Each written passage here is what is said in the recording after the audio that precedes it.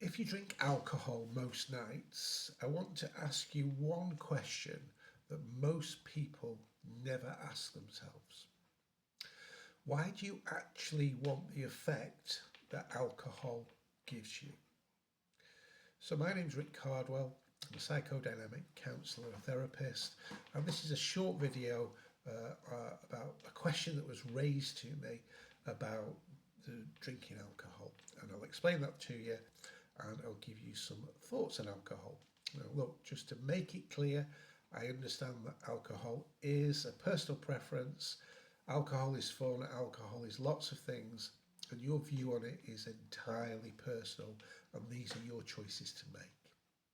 So, this is a question that somebody raised to me and in therapy, and I want to kind of go through what we discussed and the answer or the description, let's say, of what came out of that particular session. So, the client said to me that they drink alcohol most nights, and she said it bothers me, but it doesn't bother me enough to stop. I drink because it helps me sleep. It's become an issue with my partner because he only drinks on the odd weekends. Our communication is good and our relationship is generally okay. Should I stop or cut down to please my partner? Now, my answer is usually this: don't start with your partner, start with yourself. If you're drinking alcohol most nights, one of the most important questions you can ask yourself is, why am I doing it? Now, many people immediately answer, because I enjoy it. And that's fair enough. But what exactly do you enjoy about it? The taste, the routine, the feeling, the switch off at the end of the day, the relief from stress, the sense of reward after working hard. There can be a lot of reasons. As a therapist, I'm interested in understanding what the alcohol is actually doing for you psychologically and emotionally. Because alcohol doesn't just affect the body, it affects the brain. Your brain works on a delicate balance of excitatory and inhibitory messaging. In simple terms, some brain chemicals speed things up and some slow things down.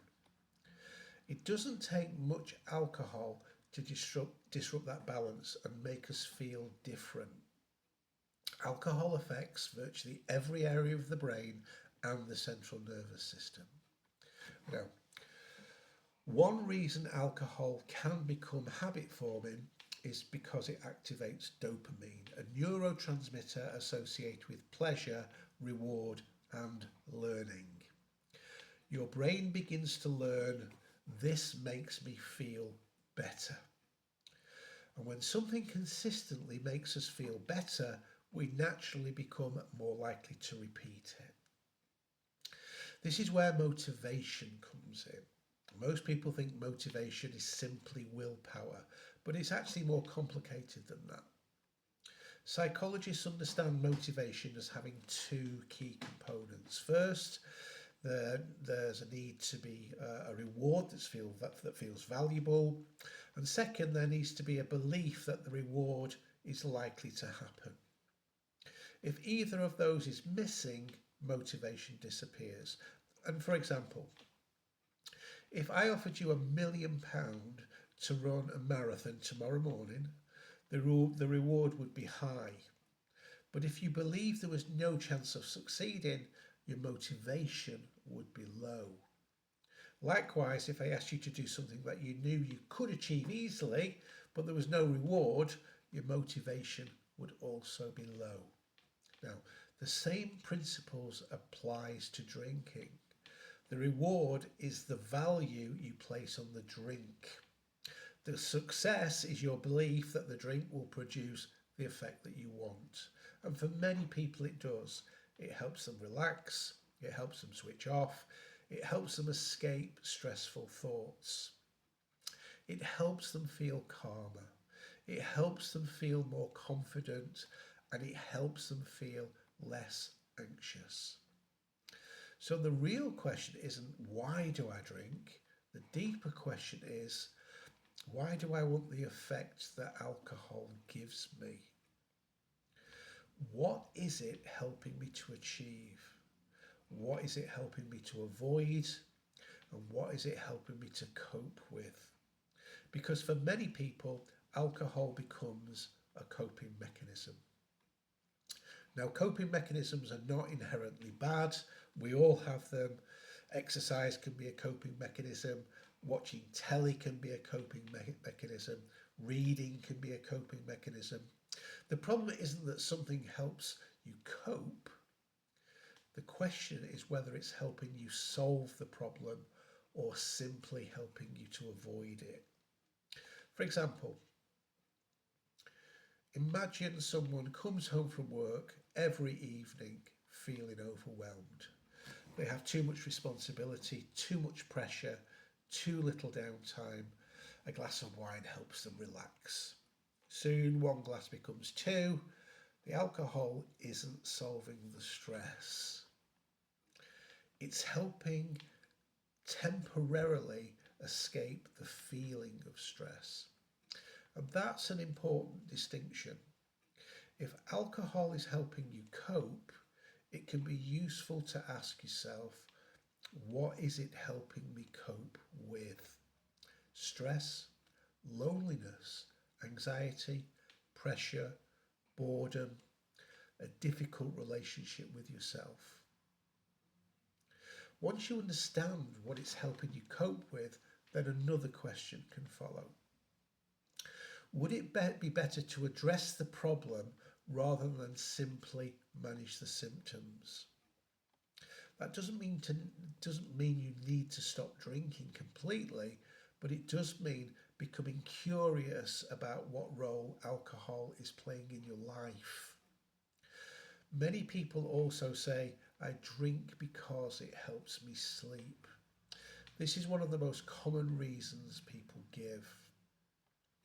The difficulty is that alcohol doesn't actually improve sleep. It sedates you. Those are not the same thing. Sedation is not restorative sleep. Research consistently shows that alcohol disrupts normal sleep and particularly REM sleep. REM sleep is important for memory consolidation, emotional processing, and overall brain health. Many people wake up during the night without realizing why. Although alcohol may help you fall asleep, it will lead to poorer quality sleep, more disruptive sleep, and less restorative sleep. Others wake up feeling tired despite getting enough hours in bed. So alcohol can create a difficult cycle. You drink because you're stressed, the alcohol will sedate you, and the sleep quality worsens. The next day, you're more tired. You cope less effectively with life's challenges, and stress feels harder to manage. And then the motivation to drink again, that increases, and that becomes the catch-22. The thing you're using to cope can gradually make coping more difficult. So let's come back to the original question. Should you stop or cut down to please your partner? Personally, as I said, I think this is the wrong question. The better question is, what relationship do I want to have with alcohol? If your drinking genuinely concerns you, then that's really worth exploring. If your partner has concerns, that's worth listening to. But sustainable change rarely happens because somebody else wants it. Sustainable change usually happens when we understand ourselves more clearly. So instead of judging yourself or defending yourself, become curious. Ask yourself, what is alcohol doing for me? What need is it meeting? What feeling is it helping me create? What feeling is it helping me avoid? And if there are healthier ways of meeting those needs, would I be willing to explore them?